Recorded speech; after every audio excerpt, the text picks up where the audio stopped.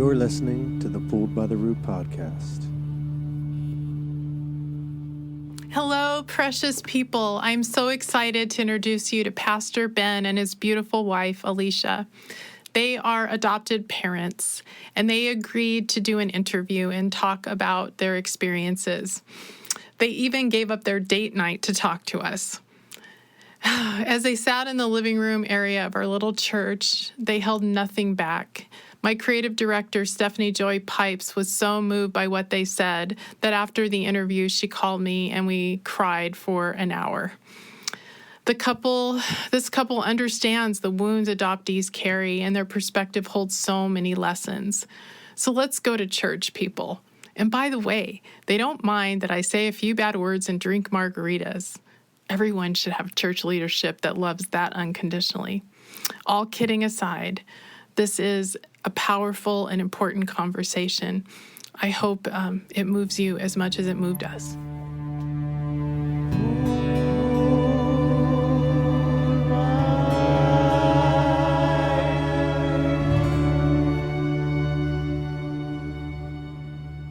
Proud of you, Heidi. Look how far you've come. Look, I know. You know what, Steph? I have to tell you this, and this should be recorded. Before you came, this was Alicia's job, like to help me with all tech. I'm like, help. So yes, I'm sure you and Stephanie need to talk at some point. So anyway, we'll get started. People, I am so very excited to bring you this conversation with Alisha and Ben George. Oh gosh, where do I start? They are adopted parents. Pastor Ben, yes, he is the pastor of our church starting grounds. And he and Alisha both accepted this girl into the congregation. And it's just been one of the most non-judgmental, safe places that I've ever been. And I just appreciate you being open to people who question faith and people who challenge it. And you've just provided such a beautiful space for people to grow in their relationship with the higher power. So thank you for that. And I remember the first time I invited you guys to our house and we sat at the pool and my adopted mom was in the process of dying.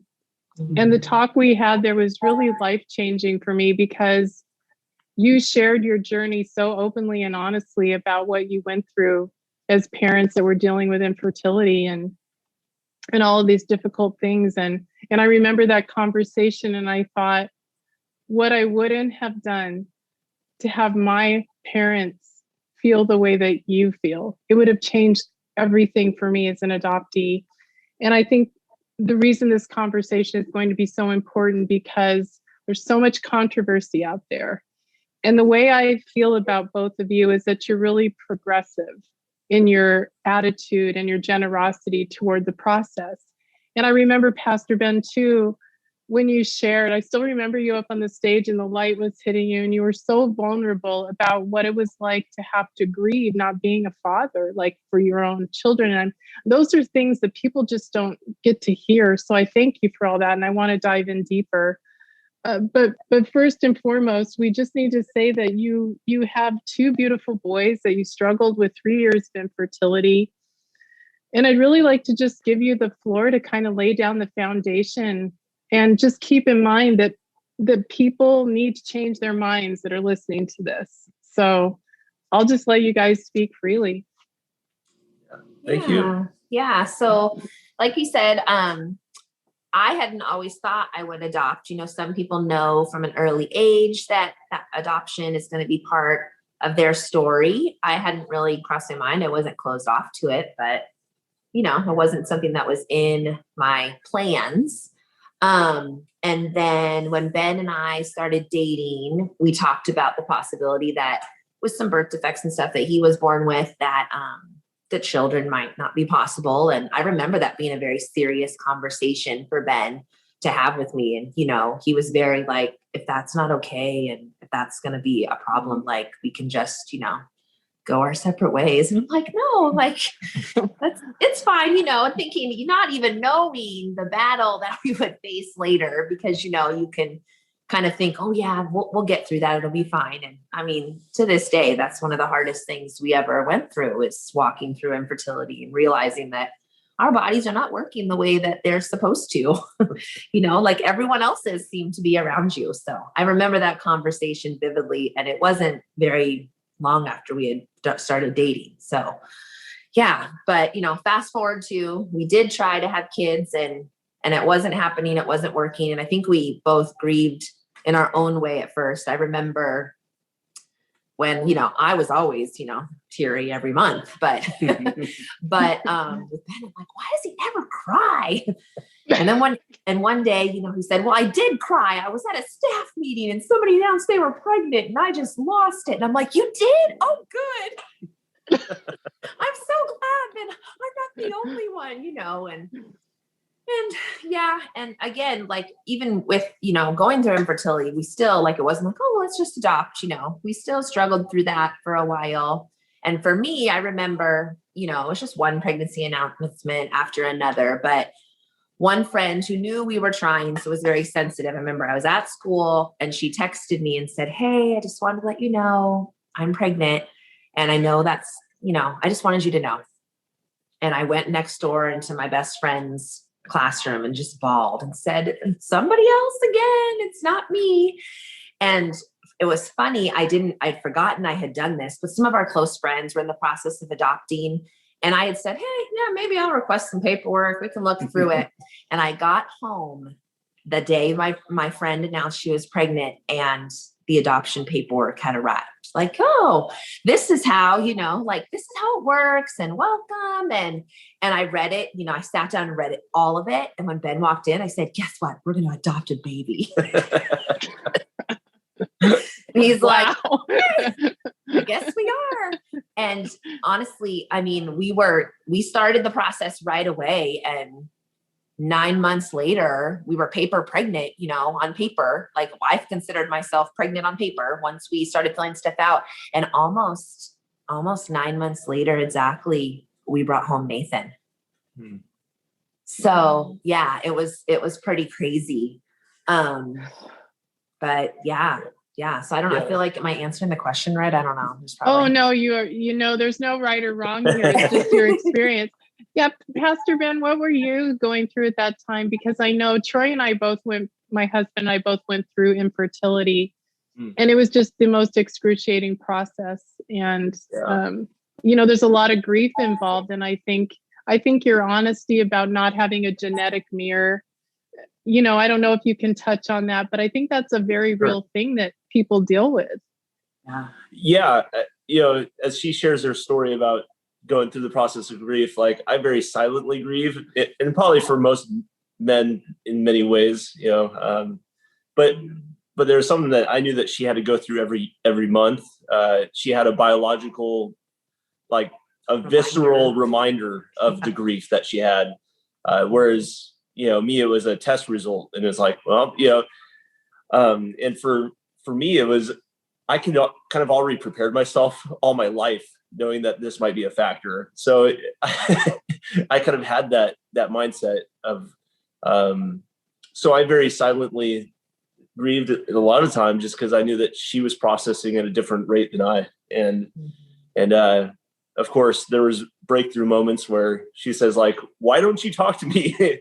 And those moments were like, when I had to really deal with the thing of what I've always wanted to be, which was a father, may not be something that I can do. And even though I know in the back of my head, it's very different to feel that and to actually allow that vulnerability to really hit the surface. And so that was a big moment for me. But I thought I was doing the right thing by being silent, right? Like, as the husband, to know that she was going through the constant reminder every month that she wasn't pregnant. I felt like my job was to be strong, which she needed to know that she wasn't alone in it. And so, and then, as you touched on, just kind of not having that biological footprint, that beautiful blend between the one you love, and to be able to see them grow and to know. And there was a little bit of that moment of like, I'm not going to have that. But that was a very quick moment, I think. in our classes, we were able to talk a little bit about that. And it was kind of in the back of my head, and it was more important than I ever gave credit to. And due to my faith, our faith, it just was kind of one of those like, yeah, like adoption is a beautiful thing. Like, why wouldn't I want to? And so I was always really open to that. But I did notice, like, man, I would never get to see, Yeah. He has the your combinations, eyes. He has, right? Your smile kind of thing. But kind of hindsight in that, I look at some of the things that our boys do, and and it's amazing how they pick up mannerisms, how the nurture of us too has kind of melded in many ways. And the things that you think you can never say as a parent, as an adoptive parent, to say like, oh, he's definitely like you, or we do those like, oh, he's so your son, right? Like personality wise, like, oh yeah, you guys are so much alike. Those type of things still happen even as adoptive parents. So that's been a joy to experience, even though you thought that might be a loss. So thank you for sharing that. I remember, you as a woman, you always have, that body part that you don't like. And I don't like my stomach. It's just, not flat enough or not whatever enough. And I remember going, I can't wait till I get pregnant. I am going to flaunt that tummy. I'm going to stick it out and wear a bikini when I'm 9 months pregnant, and I had to that too, that I didn't get to feel those, and it's still, it doesn't, I'm in a good place now, but there's those conversations that I can't be a part of, that I don't have any connection to, when my friends start talking about, oh yeah, I was in labor for this many hours and, this happened. Yeah. I don't know how that feels. And, and that's something that we talked about in some of our like certification classes for adoption, was about, like you have to grieve the fact that you won't have biological children and you won't have any control over what food their mom ingested when they were in you, and, and all of those different things. And it's a pain that doesn't necessarily go away. You just learn to carry it with you. There's just, like some of those things. Oh yeah, I was supposed to do that, but it didn't happen. That's, just part of my story. But I really was thankful that they talked about that in the classes that we took to prepare to be certified to adopt. Because I still remember we showed up for the class and there was tissue boxes on the table. And I'm like, what are we talking about tonight? Tonight we're going to talk about the grieving process and what it feels like and what led you to adoption. And yeah, so.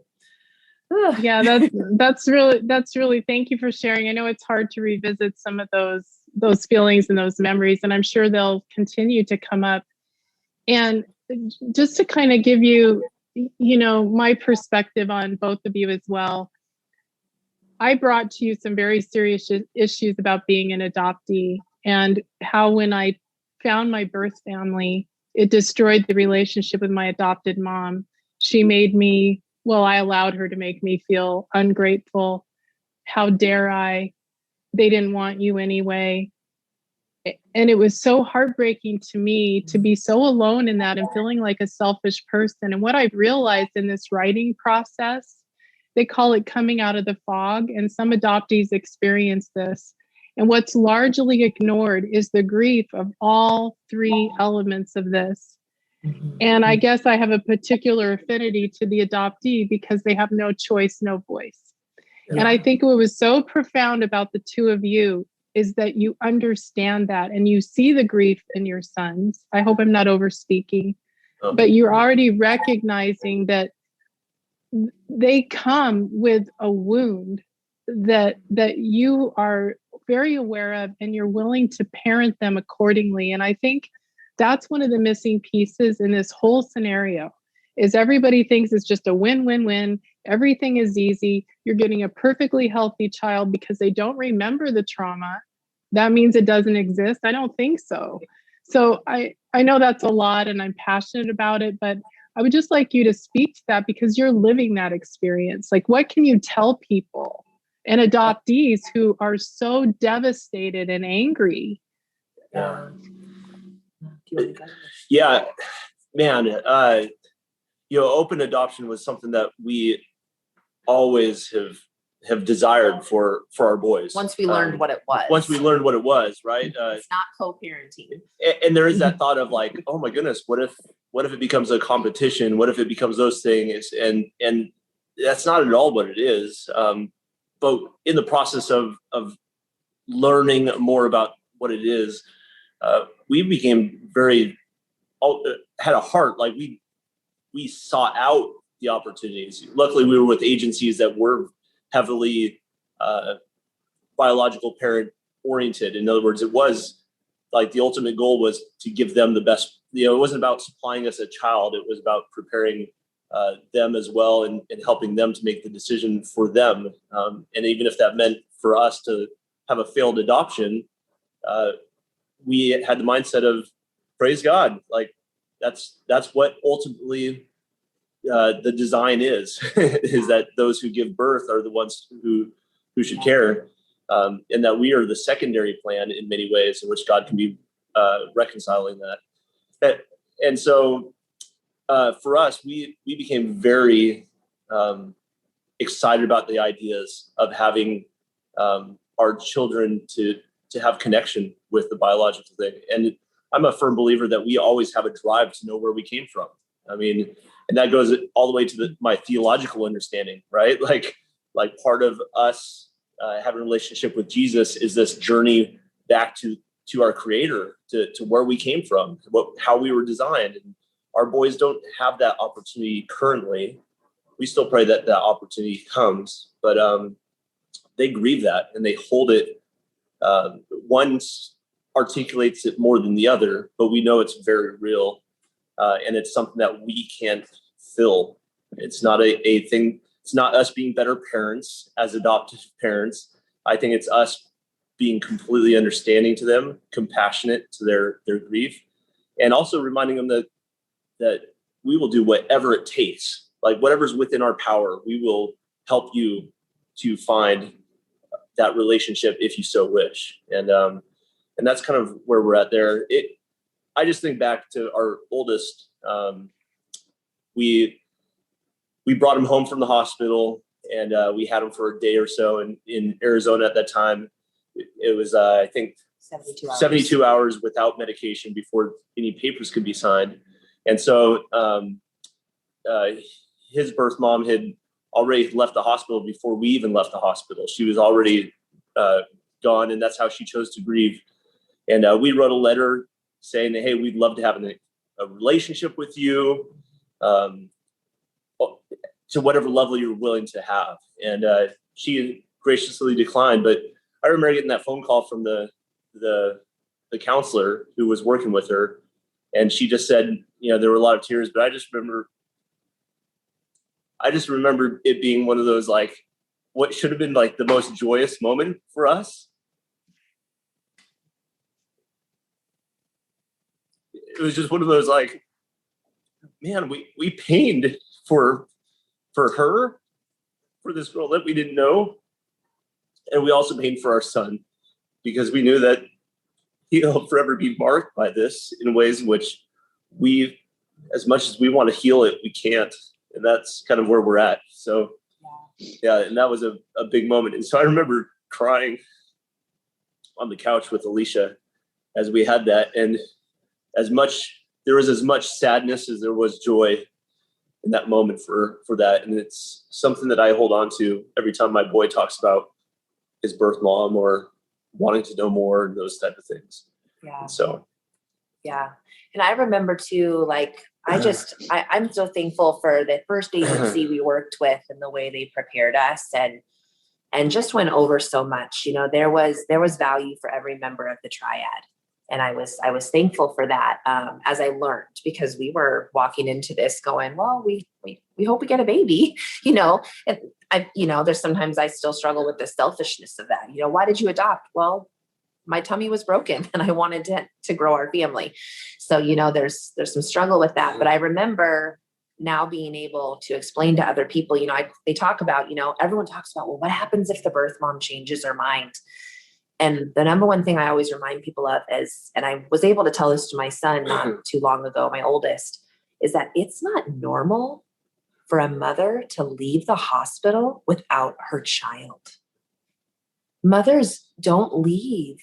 They put them in a wheelchair and their baby is in their arms and they wheel them to their car. And these women, these brave women, are coming to terms with the fact that they loved this child so much that they couldn't parent this child. And they leave that hospital. And, for the longest time before our oldest really started grieving, I think he thought everyone was adopted. Well, doesn't everyone have a tummy mommy? I remember him asking me, well, who's your tummy mommy? I had to explain, well, my tummy mommy is grandma, and he has especially struggled more so in his relationship with me than he has with Ben. And that's been hard. It has not been easy, but I am a reminder of what he doesn't have, and some of the ways he acts out. We had talked about, he was finally able to come to terms. It was after we moved to Washington, so it was less than 2 years ago. But the fact that he always randomly would bring his tummy mommy, that we call, up at like random times, she's always welcome and part of our conversations with what we know, but it was always random stuff. A lot of times it'd be when he was acting out. And I finally just calmly said, buddy, I noticed that when you're upset, you bring up, your tummy mommy sometimes. And is there a reason why? And he said, what was the exact words? I have it written in my phone somewhere, but he said, well, I guess I'm scared that if I mess up enough, you'll leave too, just like she did. And this was when he was 8, either 7 or 8. I think it was when he was 8. So for an 8-year-old to voice that, there is grief and there is loss. And just recently being able to tell him, hey, bud, you need to know, because there's times where he said, well, she just left me. And I said, buddy, her decision was so hard and was made from such a place of love. It was not, she just left you. She made a plan as much as she could for you. And it's not normal. This doesn't normally happen. This was a hard situation. And just, being able to walk that through and explain that to our oldest, who has really struggled, because she chose not to give us any pictures, and we never met her in the hospital. And that was her choice. That was her way of grieving. But it was a lot. But that's the number one thing I always remind people, that do not trash talk birth moms around me. These are not just women who are drug addicts and strung out. And no, these are women who are in crisis. These are women who have been abused. And these are women who could have gone to a local clinic and taken care of this inconvenience that some people would call it. And yet they did not. Nathan his birth mom did not have any prenatal care, but he was healthy. And there was evidence of prenatal vitamins in his system when he was born. She cared for him. Yeah. She did what she could. So, yeah, that's been a process, a lot through, and yeah. And I just think there's so much about what you just said that it sinks so deep. I think about the blessing your son has in both of you, your sons. Sorry, you guys, it's really touching me, because I had those fears, but I couldn't tell anybody. Nobody was listening. The fact that you guys understand and that he feels safe enough to say that, to me, that is just profound. And I know it's painful to look at these issues, but I think it's a responsibility when you adopt children to kind of take on this extra burden that you may not have had it if you had biological children. It's a whole nother layer. And I think it takes a lot of courage. And wow, that's just really, that's intense, and the fact that you guys don't necessarily feel threatened by the birth family, could you be really honest with us about that? What do you think, when your kid grows up like I did and is really excited? Because there's that moment when you reunion where you're like, oh my gosh, and that has to feel kind of not good as adopted parents. But I wonder, do you ever forecast and think ahead? Like, I don't know if that's even a question, but can you speak about like what's going on up here when you think about how this will translate when they're older? Yeah, I mean, I forecast all the time. I know we do know that we have capabilities of finding her, and she, or them actually. Yeah, both of them. she did indicate that if he were to look her up when she was older, when he's 18, so that she would be open to that. And so we know that there's that hope, which is, and we look at it exactly that as hope. I think the thing that breeds trepidation in my heart would be I hope that the connection with him isn't a reminder of what loss she has, but of what she was able to breed, like she was able to be part of, and she can still be part of that.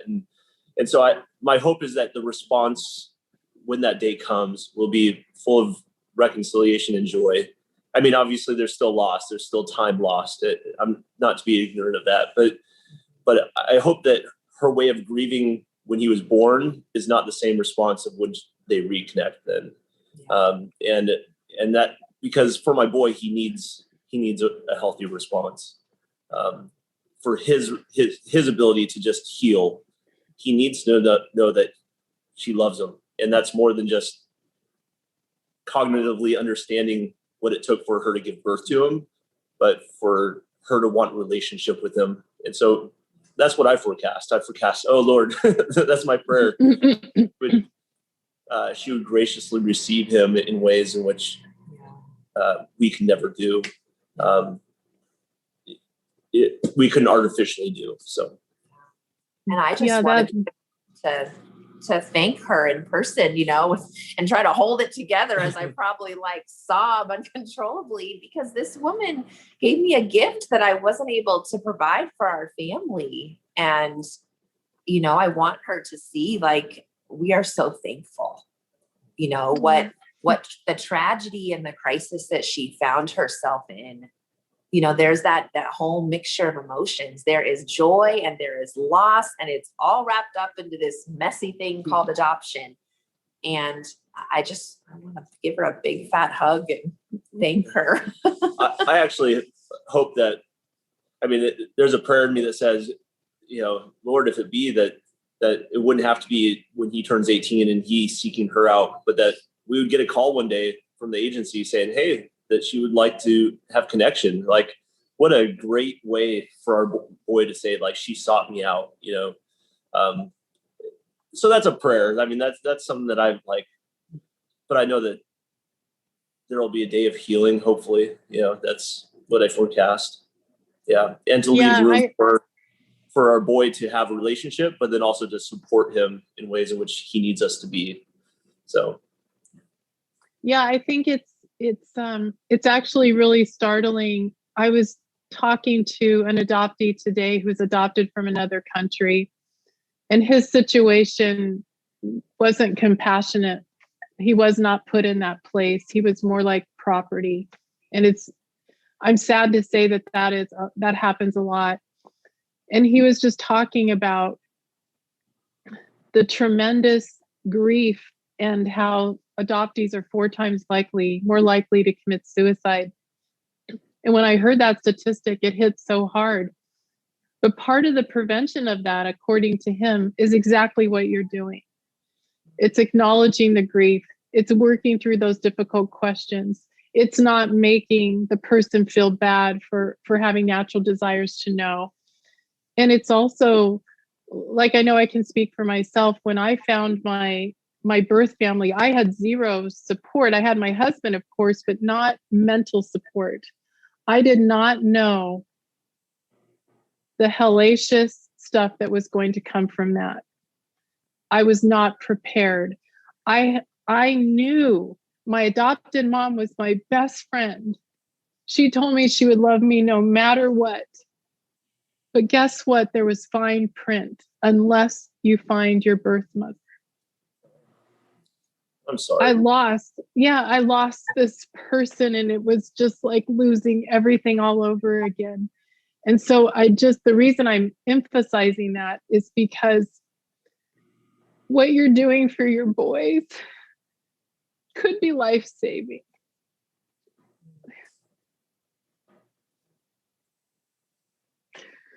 I just love you too for your selflessness. Well, can I just tell you,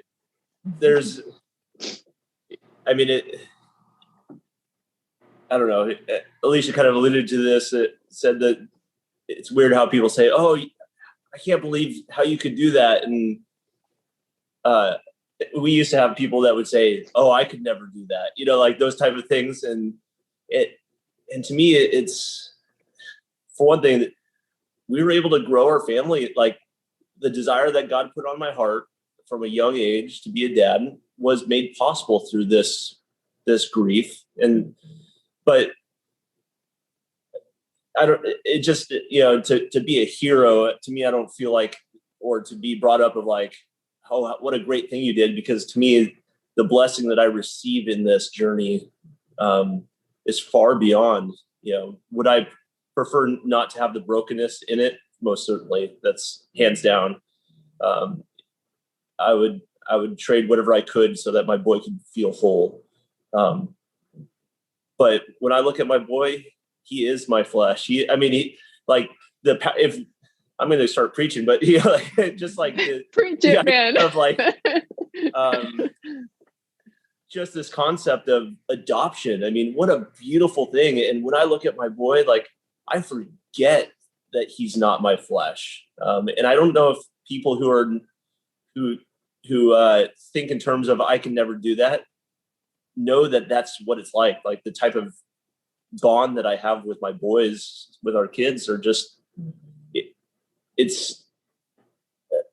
I think it's probably even stronger than what I would have with the biological. Like, I cherish it so much. There's not a day I regret or take for granted being a father. We used to cringe when people say, "Oh, you want kids? You want mine?" And we just would be like, "Oh, like, Please. Yeah, we would joyfully have kids, and it's something that we never say, we'll say we'll be frustrated with them and those type of things, but never would we ever share that feeling of regret, even in a joking manner. It just isn't part of our language. So, but anyways, it's so natural, and so to me, it's like, it's not brave, or it wasn't so awesome of me. It was, God put a desire in my heart, and it was fulfilled this way. And I give thanks to God for that every day by trying to be the best dad that I can. Yeah. I remember somebody once saying to us, it's such a picture of what scripture says, about adoption and how we're adopted into God's family. But she said, she was an adoptive mom speaking, and she said, I hope and pray that my children are adopted twice, because they were adopted by us, but I hope and pray that they will choose to be adopted into God's family too, because it's a picture of the gospel, and that's something that, because of our faith, we get to remind our children of, that nobody was born into God's family, that is still alive right now and where we live. I'm sure there's someone in Israel saying he can trace back somewhere, but because of who we are, we were adopted into God's family. And, you guys kind of already have a picture of what that's like. And yeah, so. Exactly. And that's a beautiful thought. And I think, I think for adoptees too, I would not, even after all the pain and suffering, I would never give up my adopted family, even the difficult people, because I feel like in some way that was just the way it was supposed to play out. What I wish could have happened is that the love that surrounded both, I could have had without guilt and shame, and that being able to love, like you were saying, but it's more than skin. It's like love is powerful. And I think, for me, I feel like I have many daughters, even Stephanie. Like, I feel like you're my daughter, that there's something in you that connects deeply with me. So I think it's really important that love is at the deepest part of this, and that is considered, and that when ego gets involved in, making the adoptee feel like they're there to serve someone else's needs, that doesn't help anyone. And I just think this conversation has been so important, and I thank you guys for like feeling this again. I hope I didn't ruin your date night. Oh, love talking about that. Is there anything we missed? I hope we can visit with you guys again in a little while. What I'd love to do eventually is invite people in and have more like roundtable conversations, if you guys would be open to that in the future, where they could ask questions. But is there anything that you would like to say before we go that we didn't cover? Anything that's important to you? I think so. I feel like we talked about, so much. I mean, I feel like the adoption process, going through the adoption process and learning about it has just, that's just part of who I am. I love sharing my story. I love talking about adoption with people, but I also am learning still to be cognizant of my children might not want their adoption story shared with the grocery clerk that commented on how children have different skin than mine, because as Ben said, you forget. I remember when we went through the adoption process, talking about, are you open to adopting outside of your own race? And honestly, it's something I hadn't thought of. But I'm so glad they brought it up, because, that was part of when you imagine your children, you imagine them reflecting you and looking just like you. And like Ben said, I forget that my children don't. And it's usually always my kids in my classrooms at school. Well, he's your kid. I said, yeah, he doesn't look like you. I said, yeah, families don't have to match. Isn't that so cool? And, just talking about that. But yeah, I'm learning to be, my oldest especially, Mom, do they know I'm adopted? I said, well, buddy, your skin is different colors than ours. So most people, if they don't know because I told them, they assume you are. And, for me, I know that brings me great joy, and I am very proud of the fact, but I know that, that might not bring joy for you. And you don't have to tell anyone anything that you don't want to, because we celebrate the boys' adoption days each year, just the day that the court officially finalized and made their names our last name. It was something that they talked about in the certification classes, that's, reminding your children of the joy. And so we celebrate those every year, and the boys look forward to them. But it's always interesting. I always ask my oldest, I usually have always gone into his classroom and read a book about adoption to his classmates. And, this past year when he was in second grade, it was during COVID time, so we're all on Zoom, but, I'd asked him, do you want me to do that again? It's okay if you don't. And he did. So I read a book and got to answer some questions of the kids, but also trying to be very, just aware of what do I say and what do I not say, to protect my son, because that is his story. Somebody once told me, I don't think some people know this, but that's what's just so crazy. It reminds me so much of what Jesus did for us on the cross. But I did not give birth to my children, but their birth certificate says I did. Literally, my name is listed on their birth certificate that gave live birth to. And, one of my friends who adopted was like, I had a hard time with that because I felt like it was a lie. But then as she realized and learned, she said, it's just another layer of protection, that it's their story to tell. And they don't have to tell anyone. They have a piece of paper that keeps that not hidden. Secret's the wrong word, but it's their right people don't, go around sharing all their private information with everyone walking around. And that's another layer of protection too. And I'm trying to be better at remembering that. And remembering to recognize the sorrow and the joy and all of that messy stuff that's tangled up and honoring my kids' stories because of that, because I'm kind of an oversharer. Oh, you're here we are over. Yeah, this is basically you found your people right here. Oh, you guys, I love you so much, and I miss you. And I'm sorry, Ben. If you have something to say, I want to hear. No, I just wanted to put it last that just there in everyone's story, and particularly in stories of adoption. I just want to remind people in the darkness of the things, in the brokenness of it all, I am a firm believer that there is joy that comes in the morning, and there is reconciliation that goes beyond what we can comprehend, and it builds a beautiful mosaic of many parts. That what we think is broken and unrepairable, I do believe that it creates a piece of a greater art piece that we aren't even taking place to understand. And I think in terms of what has fueled me to be a good dad was the lack of having a dad in my life. It became a drive for me, right? Like every day it's a drive. Like, I'm not going to be that. I'm going to be something else.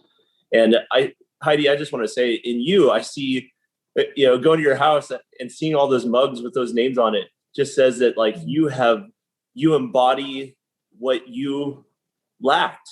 And I hope that you see that in your brokenness, that there's that God is bringing joy. God is bringing joy through what was hard and broken in your life, but hopefully you're seeing the beautiful mosaic that is coming from that as well.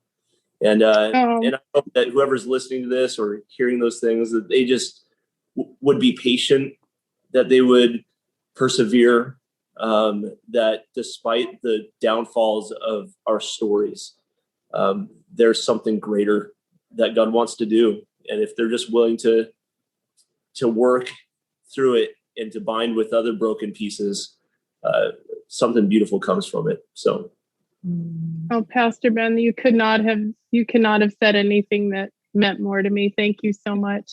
And if you guys have a few more minutes, I've got to go blow my nose. But now that I'm like messy crying, I was wondering if we could just take a few minutes. We'll just say this is a stopping point. But speaking of mosaic, Stephanie has, you guys agreed to do the virtual photo shoots. And I don't know, Steph, if you'd want to jump in and while I'm going to blow my nose, tell them a little more about what that might look like. We're just experimenting with some creative ideas. So I'll be back so you don't have to hear the. Okay. Hi, you guys. Hello.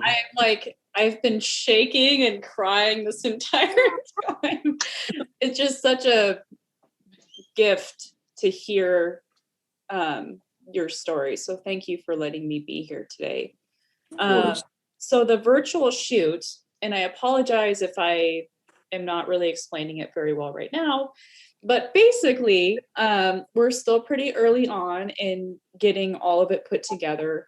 But what I'd like to do is everyone who's willing to, we'd like to do a virtual photo shoot in your home or whatever space you'd like to use with the side profile of your face. We're trying to capture, the goal of this is to put together a mosaic of everyone who is putting their story so that when Heidi is ready to, she can make like a big poster and feature everyone who was a part of the project. So that's basically what we're doing. Okay. There's a lot of little things that I'm sure I'll figure out after I've done a few sessions. But what I'd like to do is, if you guys are still willing to do it, I'd like to do a brief consult phone call just to set up, see the space. So that way, when we actually do the shoot, it's quick and easy and not stressful. Sure. Okay. So, yeah. Yeah, hopefully it'll work out. We're in the process of building a house and it's going to be done in May. So maybe it'll be in our new house. Hey, exciting.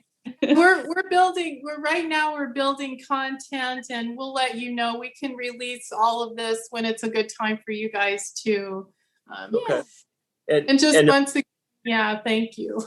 Well, Heidi, we love to, obviously when we're able to do stuff and so on, but I'd love for you to have a portion if you'd ever in service, for us to do an interview or for you to just share or whatever, I'd love for this to be in front of our people somehow, so that we can be supportive of you and also just celebrate the hard work that you're putting into this project and the type of ministry that this becomes for the people all over. So. No, I absolutely, any chance we can get to do a little pain relief in this world, we should be doing it. So sign me up, Pastor Ben. Yes, absolutely. I love you guys and I miss you, and I miss sitting in that living room with you guys. It's so cool, Steph. Our little church is tiny and it has this beautiful intimacy, and we would go on Saturday nights and just hang out, and I don't know, it's just been an incredible experience because my go round with faith has been, I feel like a religious mutt. And I still say bad words and drink margaritas. Can I still come? Yes. That's why I love this church. It's okay to be me. Okay. I love you guys so much. Thank you for giving your heart, for going through some pain. I know it's exhausting, but I think it's going to help a lot of people. So, and thank you, Steph, for being here and for listening and being willing to understand more about this. I think it really matters for our project. So, Absolutely. I can't wait to see you all in person. Yes, me too. I can't wait. I'm going to give you a big fat hug. Oh, yeah. Okay, love you guys. Love you guys. Bye.